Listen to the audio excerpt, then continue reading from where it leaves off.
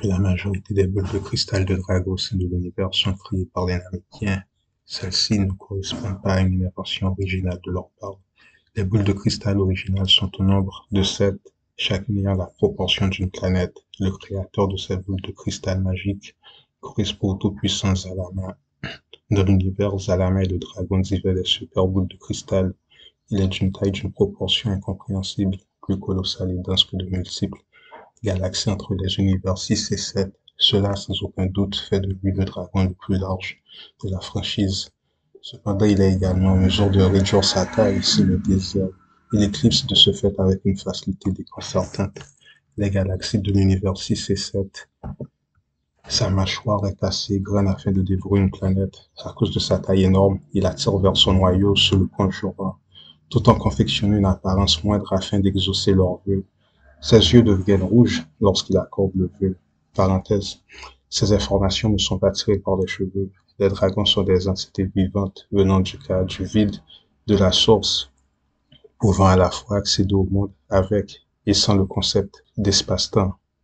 Les dragons sont donc aussi des espèces étant en mesure d'exaucer des vœux, mais ce n'est pas vraiment le point le plus important de la vidéo, bien que celui-ci est un thème central de celle-ci.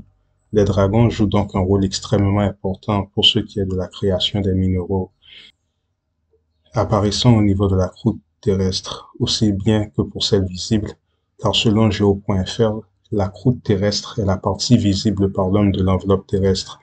Principalement constituée de roches solides, elle ne représente que 2% du volume de la planète. Elle se divise elle aussi en deux parties superposées. La croûte continentale qui correspond au continent émergé que l'on connaît. Selon de nombreux mythes, qui ne sont en aucun cas des mythes, nous lisons les anciens ont longtemps cru que les dragons, se trouvant en dessous de la Terre, comprendre le monde souterrain, provoquent les éruptions volcaniques. Ils disent que la fumée apparaissant soudainement au-dessus de la Terre est le résultat de la respiration du dragon. Les tremblements de terre seraient le produit du dragon bougeant en dessous de la Terre. Mais maintenant, nous savons que tout cela est faux, ou peut-être pas. Fin de l'extrait. Souvenez-vous, les vampires ne veulent pas que vous entrez en connaissance de ces infos, car une plus grande version de vous, la plus grande version de vous correspond en fait à un dragon. On vous expliquera plus tard. Puisque de nombreuses races correspondaient à des gens louant le feu, vénérant le feu, car le feu est un signe de l'âme, cela semble être raisonnable que les volcans comme source de feu ont fait partie de leur mythologie. En nous appuyant sur ces dires, il existe le fait que les pyramides antiques au Mexique, telles que le Cuicuilco, sont rondes, circulaires, ayant la forme de cônes volcaniques. Que les gens aient été familiers des volcans est évident, puisque cette pyramide est entourée par un flux constant de larves. Par la suite, les pyramides sont devenues les structures conventionnelles de 4 côtés. Répétons ceci, en nous appuyant sur ces dires, il existe le fait que les pyramides antiques au Mexique, telles que le Cuicuilco, sont rondes, circulaires, ayant la forme de cônes volcaniques. Souvenez-vous que les serpents et dragons sont une des uniques espèces en mesure de former un rond parfait avec l'ensemble de leur corps. Ils sont donc en mesure de représenter un cercle, un cycle avec leur propre corps. Voilà ce qui avait été dit au sein de la vidéo. Précision sur les 9. L'œuf cosmique est en mesure d'éclore un nouveau mégaverse, univers, prenant des millions, voire des milliards d'années avant que ceci éclose. Selon les rumeurs, chaque fois que toute forme d'existence prenne fin, l'œuf se reconstitue et donne naissance à de nouvelles formes de vie au sein d'un nouveau monde. Au sein de cet œuf réside une entité divine se créant de rien. Fin de l'extrait. Le parthénogenèse. Ce n'est pas pour rien que les espèces étant plus à même de réaliser cette pratique correspondent aux espèces serpentines. Reprenons des extraits de la vidéo. Ouroboros est un symbole, mais pas que, abstrait et réel, représentant un dragon, un serpent tournant autour de lui-même, signifiant ainsi vie, mort, résurrection, tel un phénix qui renaît de ses cendres, évidemment, c'est associé au numéro 13. Et voici pourquoi ce numéro spécifique est la combinaison des nombres les plus effrayants de notre monde. Or, nous savons que ces chiffres et nombres, le 9 et le 12, sont complétés par le chiffre mystique 13 qui représente la fin de cycle, la mort, la naissance et la renaissance, et donc la vie. Le chiffre 13 est représentatif de tous ces concepts à la fois. Au sein du livre Dieu et démons, Ouroboros révèle à Carl Black qu'il est issu de l'œuf cosmique, un œuf existant avant même l'existence de toute forme d'univers. L'entité sortant de l'œuf ne serait pas un nouveau-né, mais un être prenant vie chaque fois que toute forme d'existence cesse. Nous avons déjà entendu cela. L'état de non-existence correspondait aux fins de cycle de la source, pas de sa mort, mais un fin de cycle. La source est vraisemblablement un état antérieur à l'œuf cosmique, puisque l'œuf, comme dit dans les citations, ne vient pas de rien ou du vide, mais de quelque chose existant avant la venue de ce rien et du vide. À l'intérieur donc de cet œuf se trouverait un être étant en mesure de se recréer à partir de rien. Fin de cet extrait. Parlons maintenant du Merkaba. Le Merkaba. Quel rapport avec le Merkaba? Vous verrez bien. Vous savez que les gens utilisent des cristaux afin de programmer des souhaits, afin que ceux-ci se matérialisent. Donc le cristal est déjà connecté aux dragons, qui sont eux-mêmes, qui ont la capacité d'exaucer des vœux, bien que ce ne soit pas une fois de plus l'intention du thème central de cette vidéo. Le Merkaba aussi est décrit comme un chariot céleste, à la fois abstrait, réel et véridique, étant en mesure de sauvegarder des souhaits et les mettre en réalisation pour ceux étant purs. Extrait à l'aide de la vidéo Comportement et secrets angéliques. Le Merkaba, comme vous le savez, est un trône céleste, ayant beaucoup de fonctions, de capacités multiples. Maintenant, c'est dangereux. Oui, probablement. Car le Merkaba est aussi bien physique et métaphysique et est conservé par des anges de nature guerrière. Vous ne pouvez activer le Merkaba et être merdique. Le Merkaba est défini parmi les nombreuses définitions. Le Merkaba est considéré comme la propriété des justes. Donc, si vous activez le Merkaba, vous allez être jugé par le dernier. Mais pourquoi? Le Merkaba est un trône céleste qui se trouve au top du trône céleste et qui dirige donc ce trône céleste. C'est ce que les Juifs nomment le Shekinah ou l'Esprit Saint. Et si donc ce trône céleste est gardé, car le trône céleste est un trésor, n'est-ce pas? Oui, le trône céleste est un trésor. Dans les films, quel est l'animal ou plutôt l'être emblématique qui garde les trésors, l'or, les donjons? C'est un dragon, n'est-ce pas? En poursuivant, si ce trône céleste est un char céleste, car il est possible de voyager interdimensionnellement via le char céleste, le dragon est l'espèce conduisant secrètement le char céleste, car cette information n'est pas révélée publiquement. D'ailleurs, le Merkaba, aucun secret n'est révélé publiquement. C'est votre expérience avec le dernier qui vous révèle les choses. Pour ce qui a trait au jugement ou les éléments en mesure d'aggraver votre vie, c'est simple. Il y a 3 points principaux centraux du jugement. Comment vous traitez le sexe opposé, surtout pour nous les hommes. Comment on traite la création de manière générale, c'est-à-dire les êtres 1 et 2 dimensionnels, la faune et la flore ou les animaux. Oui, les animaux. Manger des animaux jusqu'à ce qu'ils soient extincts, un désordre cannibalistique. Si vous n'avez pas créé quelque chose, vous n'avez pas le droit de détruire cette chose, dépendamment des conditions. Enfin, le dernier point principal est la fornication. C'est quelque chose qui est pris très au sérieux dans les hiérarchies supérieures. Les 3 points donc, le traitement au sexe opposé, celui animal et la fornication. Donc la source est une dragonne. Sa personnification physique et biologique est dragonienne.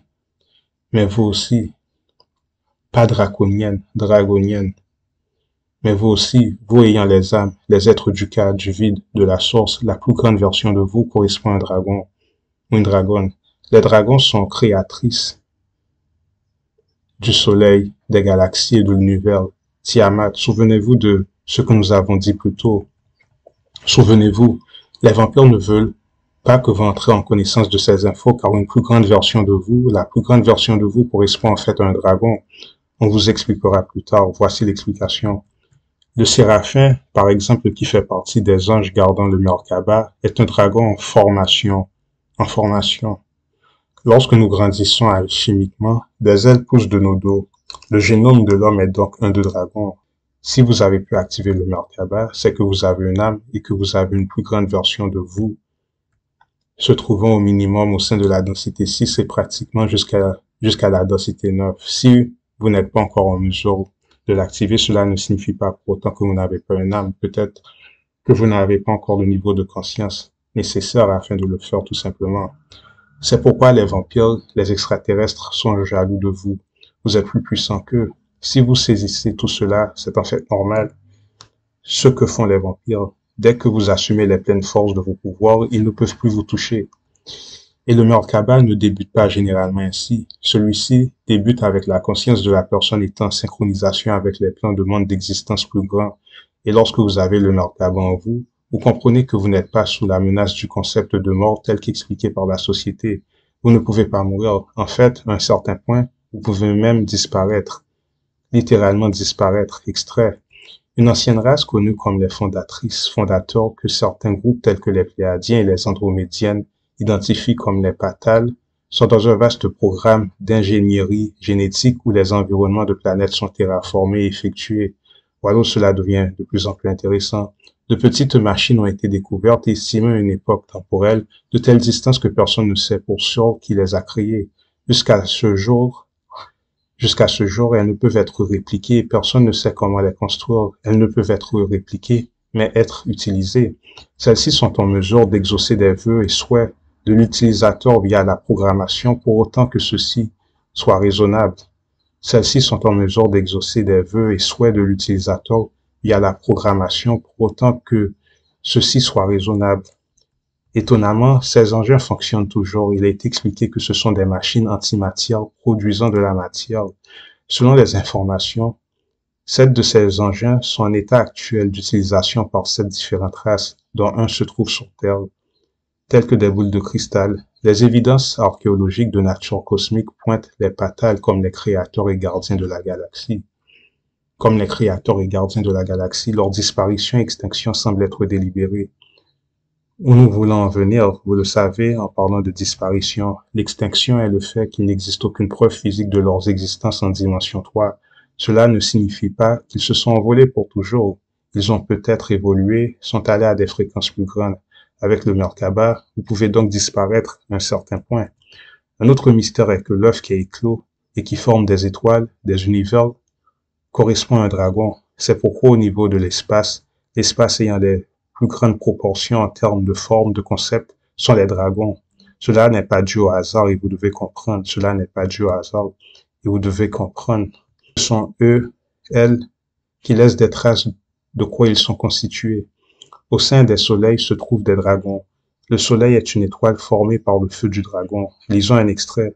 Remarquez d'avance que les couleurs successives mentionnées correspondent aux couleurs que prennent un soleil en formation puis à l'état de maturité. Les dragons de soleil changent de couleur au cours du cycle de leur vie. Lors de l'éclosion, ils sont d'un rouge brûlant, se transforment en orange brûlé durant l'enfance, puis d'un jaune rayonnant et éclairant à l'état d'adulte. Donc le rouge brûlant, puis l'orange brûlé, puis le jaune rayonnant du soleil à l'état actuel. Les œufs des soleils dragons étaient brillants, des sphères noires obsidiennes, devenant translucents juste avant d'éclore, malgré leur nature bienveillante. Les dragons de soleil sont des prédateurs naturels pouvant s'approprier des amas d'astéroïdes et même des systèmes solaires entiers en tant que leur territoire de chasse. Cependant, dû à leur respect pour les formes de vie intelligentes, ils font attention à ne pas consumer des formes de vie sensibles. L'aîné de tous les dragons, le dragon de soleil est crédité comme celui ayant apporté le feu des dragons à la lignée ancestrale de toute forme de dragon. Une entité gentille, respectée et estimée de toutes les espèces de dragons pour sa capacité à transmettre des formes de vie. Une couche supplémentaire pour ce qui est des informations concernant le soleil et ses mystères. Plus de 80% de la surface terrestre, au-dessus et en dessous du niveau de mer, est d'origine volcanique. Les émissions de gaz provenant de vents volcaniques il y a de cela plus de millions d'années ont formé les premiers océans et atmosphères terrestres, qui a fourni les ingrédients vitaux pour l'évolution et la maintenance de vie. Le matériel volcanique se répand en conditions climatiques afin de former la qualité de terrain la plus abondante et propice sur terre cultivation qui a produit de la nourriture en abondance et qui ainsi a stimulé la civilisation. La chaleur interne associée aux jeunes volcans est utilisée afin de produire de l'énergie géothermique. Voilà donc, s'il y avait des doutes pour ce qui est de la nature des dragons, ils sont en toute légitimité le rôle de Dieu de créateur. Créer des choses à partir de rien et surtout le plus important via le processus naturel. Différence avec le créatif qui se sert de choses déjà en existence afin d'innover autre chose. À titre d'exemple, la plupart des dieux que les gens vénèrent sont des créatifs et non des créateurs. Les faux dieux sont principalement des créatifs. Les dragons sont donc les porte-paroles, pas n'importe qui, les porte-paroles primaires de la source, primaire une fois de plus de la source. Ce sont les dragons qui forment les lois cosmiques. À titre d'exemple, Mahat et ses 42 lois. L'image que vous voyez est une personnification humaine, mais Mahat est en fait une dragonne. Maintenant, avec le Merkaba, via cet intermédiaire, vous pouvez voir le visage à un certain point de vos versions les plus grandes. Cela se fait normalement à la suite de nombreuses communications conscientes, en ce sens que vous savez que vous communiquez, recevez des infos via les plus grandes versions de vous. À un certain point, vous les voyez depuis le monde astral. Au début, vous entendez des voix, mais ne voyez rien. À la fin, vous les apercevez. Le Merkaba est un dragon vous protégeant. Si vous avez peur des attaques invisibles, voici une liste de ce qu'est en mesure de faire un séraphin, un serpent volant, donc un dragon en formation, qu'en formation. Les séraphins sont connus comme ceux qui sont brûlants. Ils font partie de la plus grande hiérarchie des anges au paradis, seulement en arrière des vrais archanges, en parlant des pouvoirs les plus purs. Pouvoirs et capacités. Les séraphins sont extraordinairement puissants et ils sont infusés du feu saint. Il est dit que lorsqu'un séraphin pose leurs yeux sur une personne, cette personne viendrait être incinérée directement à cause de la luminosité intense de leur pouvoir, la capacité de transcender la physiologie angélique. Ils ont de multiples ailes, beaucoup d'ailes. Ils peuvent faire apparaître en eux beaucoup plus d'ailes qui fonctionnent. Ils ont aussi le pouvoir de mettre leurs ailes en feu, le pouvoir du chaos, c'est-à-dire un pouvoir afin de causer un désastre direct lorsque quelqu'un est en leur présence, une mauvaise entité. Ils ont le pouvoir de tout brûler, n'importe quoi, même les choses les plus dures à brûler, l'incinération, la capacité à détruire un objet entier avec une chaleur extrême, la lumière absolue, la capacité à créer de la lumière absolue, l'induction de peur, la capacité à émettre la peur à quiconque a du mal à quelque chose de sain. Ils ont aussi le pouvoir de se représenter par les éléments du feu sacré. Ils ont aussi le pouvoir de prendre la forme des hommes et de n'importe quoi. Ils ont aussi le pouvoir de créer des armes cosmiques, le pouvoir de la connaissance, de la lumière. Ils sont capables de prendre en force via leurs vertus, en appliquant des vertus. Voilà l'importance des vertus. Seulement avec leur présence, ils sont en mesure de faire augmenter la vibration de l'environnement où ils se trouvent. Ils peuvent même apparemment tuer d'autres anges, le pouvoir de tuer des démons et des entités démoniaques, telles que les grilles et les reptiles. Ils sont aussi en mesure de manipuler l'énergie sacrée. Ils ont le pouvoir de prendre en compte leurs propres vertus, de les manipuler ainsi que les vertus d'autrui. Ils sont aussi en mesure de manipuler le contexte, les objets et des concepts qui sont considérés comme sains. Vous voyez, ils sont en mesure de manipuler des contextes et des concepts. Pourtant, ces trucs sont dits abstraits. Ils sont en mesure d'instaurer les bénédictions, bien sûr car ils sont de densité 6. Ils participent aussi à l'assistance divine, aux interventions divines, en interactuant et en intervenant à travers leur pouvoir d'intervention divine afin de protéger quelqu'un, un mortel. Ils peuvent se protéger de n'importe quelle forme d'attaque, des balles, des flèches, etc. Une habilité de viser et de toucher une cible à une longue distance, même lorsqu'ils ne sont pas en présence de la dite personne. Ils pratiquent aussi la télékinésie. Ils dominent en fait la télékinésie. Ils peuvent être en contact avec l'univers entier. Entrer en contact avec l'univers entier, c'est-à-dire savoir ce que quelqu'un fait, bien qu'il ne se trouve pas dans l'environnement direct et immédiat de cette personne. Ils peuvent tuer avec leur voix seulement, via le pouvoir de leur vibration. Ils peuvent aussi guérir donc avec leur voix. Ils peuvent aussi voir en vous, c'est-à-dire qu'ils peuvent voir selon votre niveau de perception. Ils peuvent donc entrer en vous sans pour autant vous posséder et voir à travers vos yeux. Ce sont des maîtres qui ont gradué dans toutes les formes de niveaux de communication possibles. Bon, la liste est longue. Des attaques invisibles. Si vous avez peur des attaques invisibles, c'est tout ce que le Merkaba est en mesure de faire. car ce sont des séraphins et d'autres types d'anges qui constituent les anges qui conduisent le char céleste. La partie visible, car un autre dragon se trouve en dessous aussi.